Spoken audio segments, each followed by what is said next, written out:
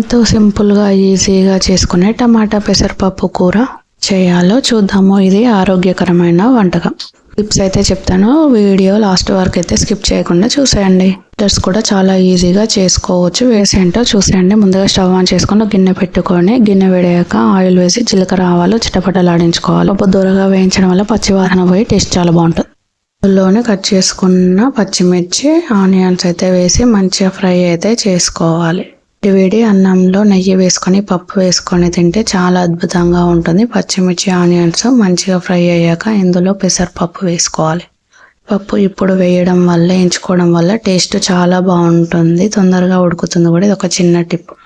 అల్లం వెల్లుల్లి పేస్ట్ కొద్దిగంత పసుపు వేసి మంచిగా అయితే ఫ్రై అయితే చేసుకోవాలి. దీన్ని 5 మినిట్స్ అయితే లో ఫ్లేమ్లో కుక్ చేసుకున్నాక కట్ చేసుకున్న టమాటాలను అయితే ఇందులో అయితే వేసుకొని మంచిగా కలిపేసుకోవాలి. ఇందులోనే ఒక 2 గ్లాసులన్నీ వాటర్ అయితే పోసుకొని మంచిగా కలుపుకొని లో ఫ్లేమ్లో ఒక 10 నిమిషాలు అయితే మంచిగా కుక్ చేసుకోవాలి.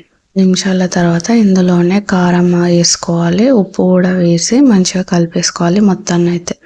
పప్పు వండేటప్పుడు టమాటాలు అయితే ఎర్రటి టమాటాలు తీసుకుంటే పులుపు మంచి రుచి వస్తుంది.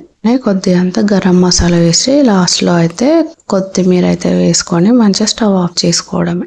నాకు బదులు నెయ్యితో పోపు వేయండి, అద్భుతమైన కాంబినేషన్. పెసరపప్పు నెయ్యి ఇలానో చిన్నగా కోసి పప్పుతో ఉడికించుకోవచ్చు, పోపులో మగ్గించుకోవచ్చు.